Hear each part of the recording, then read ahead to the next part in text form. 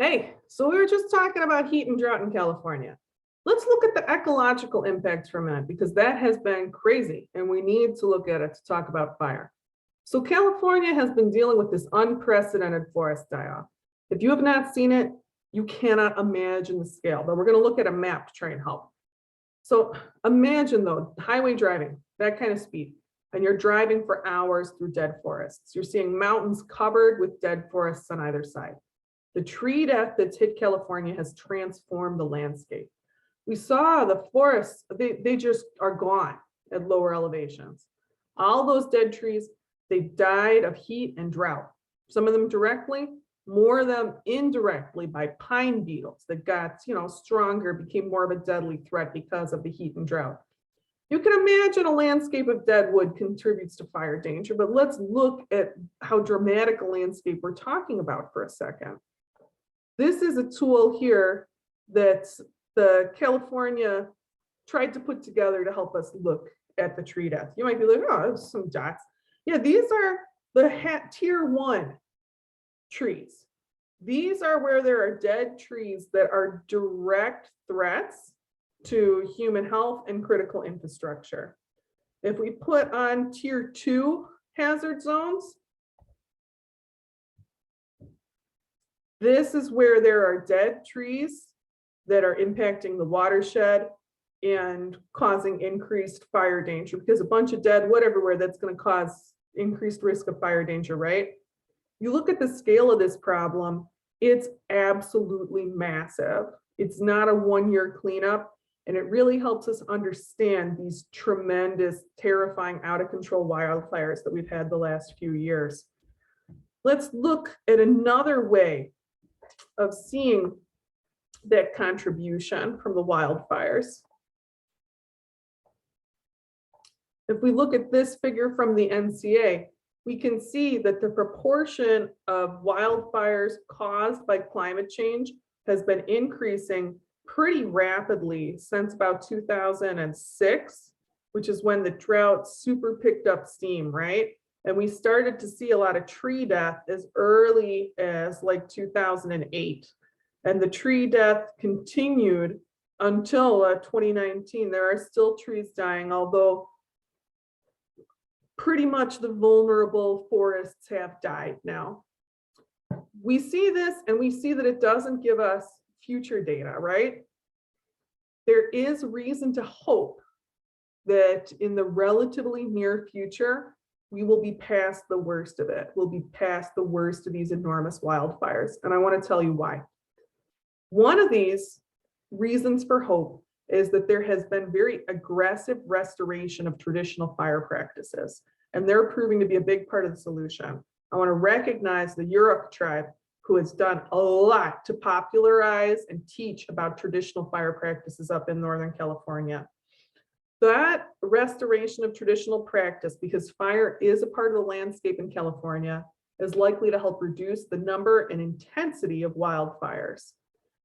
We know, though, that the fires, they start in the dry season, but what they burn is the growth from the wet season, right? We've got another cycle here, another relationship. So let's take a second and look at the wet season. Look at how winter temperatures are likely to change, because that's going to impact fire. We're going to do that by checking out the USDA plant hardiness zone map. Let's go over there.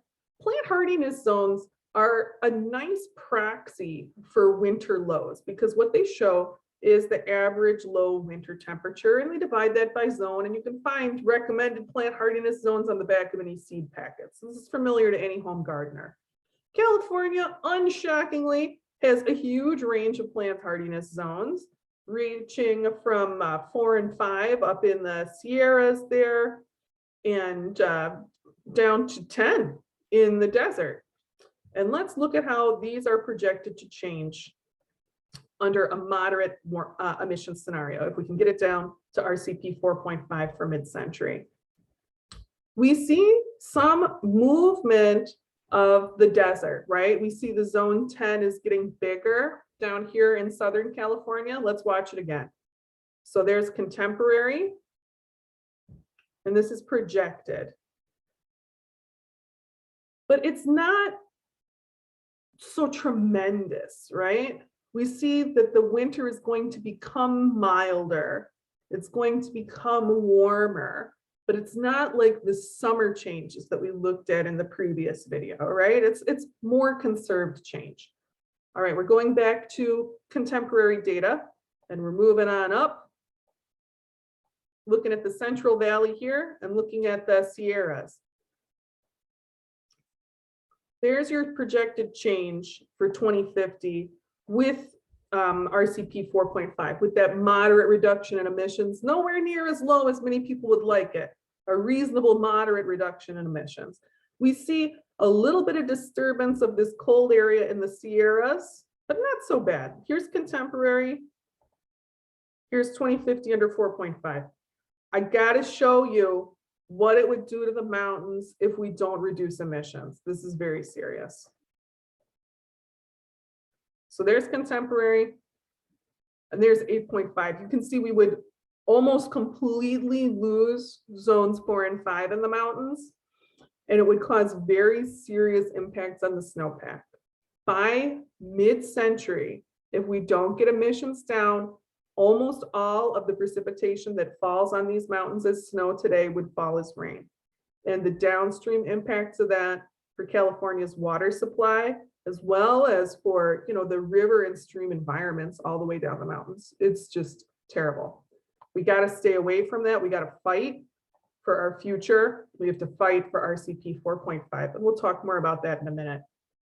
If we go back again, looking at contemporary, and then looking at the mid-century predictions with 4.5, we can see there's a little expansion of zone 10 around San Francisco, right? Winter a little bit milder, a little bit drier, not enormous changes like we would see under some summer data.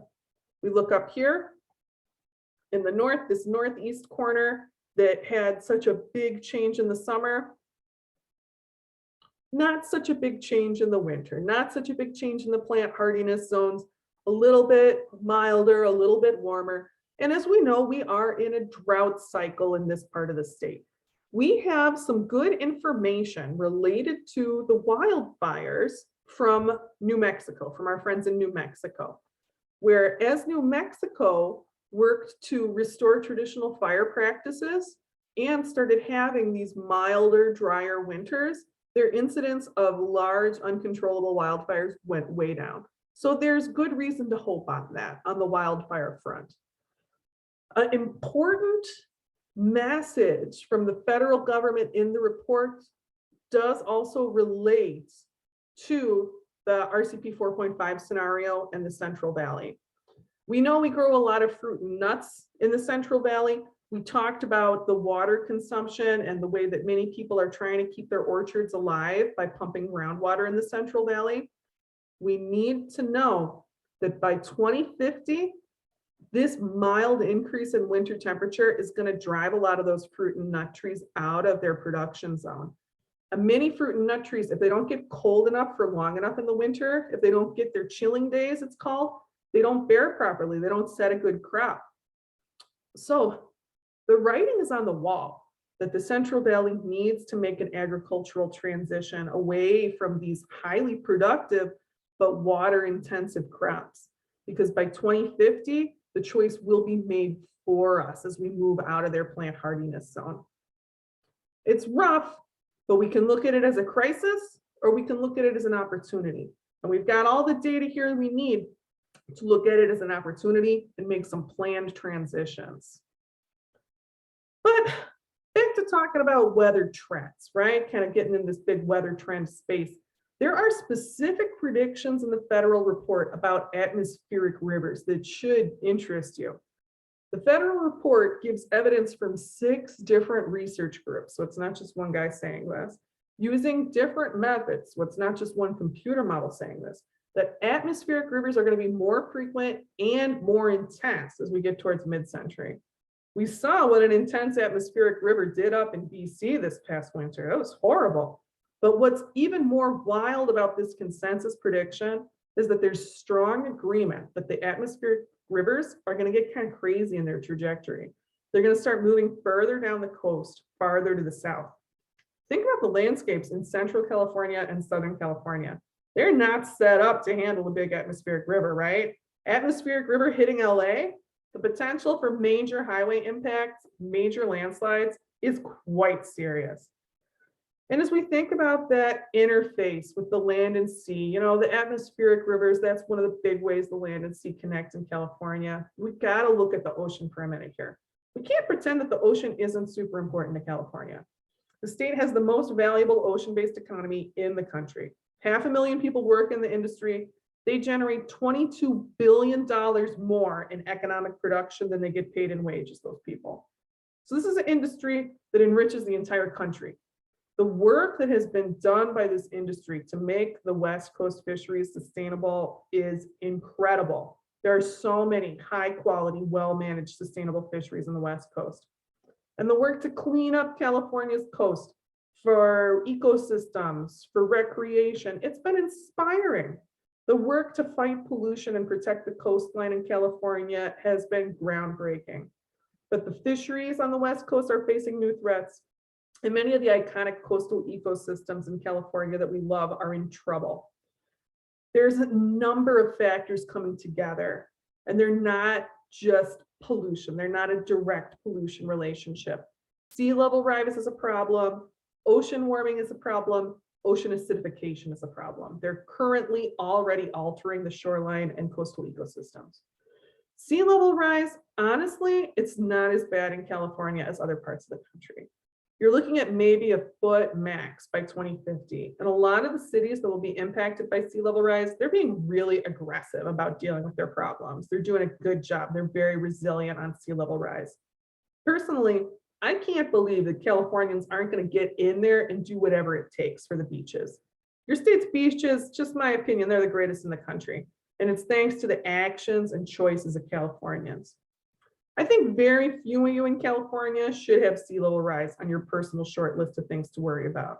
If you're concerned about understanding a threat to your oceans, you should be concerned about warming, and you should be concerned about acidification. That ocean warming, that causes those gross algal blooms that poison shellfish and then kill everything upstream of them too, like sea lions, and people can die from eating the poisoned shellfish. The warming also reduces ocean oxygen, which kills sensitive fish or drives them out of the area and thus impacts the richness of the ecosystem. A lot of the ecosystem richness in California's coastal waters is also very sensitive to ocean acidification.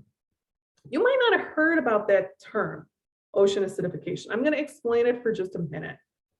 We all know that one of the emissions we need to reduce is CO2, right? You've heard people talk about carbon emissions. We want to reduce carbon emissions for a lot of reasons, but people don't talk enough about the direct impact CO2 has on water. We all experience the impact of CO2 on water anytime we open a carbonated beverage or a beer, right? We know that water can take up a lot of that fizzy stuff, a lot of that carbon dioxide. Water takes up more CO2 when there's more CO2 in the air, and the carbon dioxide and the water, they have a chemical reaction that makes the water more acidic. Off of California, there are some naturally acidic waters. There are some waters that go through a seasonal acidic upwelling. But with that natural level of acidity and the human-caused increase of acidification off the coast, and it's a big increase, it's like 25 to 40% increase. During the acidic season now, California's coastal waters have become some of the most acidic waters in the world. It's so acidic, it's already been shown to be killing some shelled organisms. This is a very serious impact to ocean acidification, okay? Shells, like clam shells, crab shells, lobster shells, they're made of calcium carbonate. That's a chemical compound, calcium carbonate, and it dissolves if it gets too acidic. It can't hold together as a solid. Those are a lot of ecologically and economically important species, are shelled organisms. And if you think back in the fossil record for just a second, you've probably seen the clams go way back, right? Easy to find a fossil clam. If you take a minute and step back and think about it, it is super psycho that we are on the edge of taking out clams. We're like making the ocean so acidic that clams can't form their shells. It's not okay. It should be a real wake-up call. If we can't address ocean warming and ocean acidification, we're looking at radically changed ecosystems in California waters. Without the rich variety of shelled organisms and oxygen sensitive fish that currently make these ecosystems so special, we'll lose a lot of other life forms. We'll be looking at ecosystems in the future that are dominated by jellyfish and squid. These guys are going to be fine. There's going to be life in the oceans. But that change is going to really hurt other species we care about, like otters, seals, dolphins, whales. People have worked so hard to help preserve and help bring these species back to environments along the coast, to heal the fisheries, to heal the waters of these coasts. And we've made such good progress. The richness we enjoy today in California's waters is thanks to Californians. The older generations of Californians, they did hard work fighting pollution. They preserved these wonderful coastal ecosystems. We forget today how they were almost lost. For us to pass these ecosystems forward, for us to steward them and help them, we need to bring emissions down. Controlling ocean acidification, controlling ocean warming absolutely requires reducing emissions. We like to talk about direct action here on this channel. We like to talk about what you can do. With emissions though, we need policy level action. You might read a booklet put out by those big think tanks. They talk about the individual changes you can do. They have suggestions like take fewer international flights because you know we take so many, right? Us regular Americans, I feel like I can cut down on my international flights. Like whatever, guys. There are changes that we can do, regular people. You can move towards a plant-based diet. You can increase your home's energy efficiency. But these changes that we can do, normal people, they're not going to be enough. We need policy level action to bring emissions down. Every American who understands the problem, and it's important for our future as Americans that we understand this problem, we should all want to bring emissions down. If our public servants really serve us, really serve our nation's best interests, they should be working together to come to agreement and get policy level action on emission as a top priority. Direct actions you can take in California for yourself in many ways ought to focus on protecting your health and well-being and that of your family. If you're a ride or die California, if you're staying with California through all of this, I can respect that. And I would tell you to get in on rooftop solar. There's good opportunities there. And you can get a rooftop solar set up so that you can use it to power your home, not necessarily have it hooked into the grid. You want to have a measure of power independence moving forward because that heat in the summer is projected to become increasingly severe. Keeping yourself and your family cool, that can be critical for health if it gets hot enough. California has already had deadly heat waves. And if we look at LA in particular, the potential for extreme heat in LA, that's the area the federal government highlights as having the greatest potential for catastrophic heat death in the nation, for mass catastrophic death by heat. Because people there, communities there, they're not prepared, but you can get ready. Figure out also your family's backup water plan.